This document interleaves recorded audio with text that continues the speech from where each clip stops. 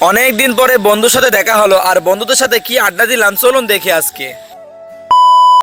আসসালামু আলাইকুম। তো কেমন আছেন আপনারা? আজকে আমি আপনাদেরকে দেখাবো আমার বন্ধু আর মাদ্রাসার সামনে একটা দোকান দিয়েছে, আর সেই দোকানে সবকিছুই পাওয়া যায়। মোটামুটি মাদ্রাসার যাবতীয় বিস্কুট, চকলেট, পান, যাবতীয় ইত্যাদি সবকিছুই পাওয়া যায় আমার বন্ধুর দোকানে।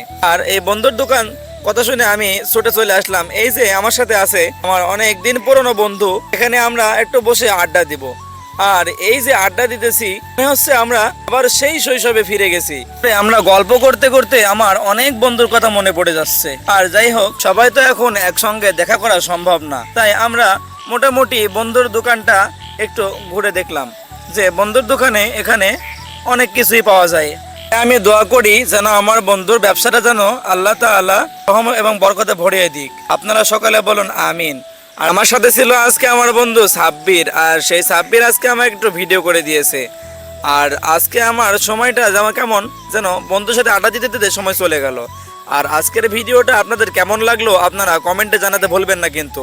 আমার ভিডিও পেতে আমার পেজটিকে ফলো করতে ভুলবেন না, তাহলে আমার এই ভিডিও আপনারা মিস করবেন। আর দেখা হচ্ছে সামনের ভ্লগে। আজকের ভিডিওটি এ পর্যন্তই। আল্লাহ হাফেজ।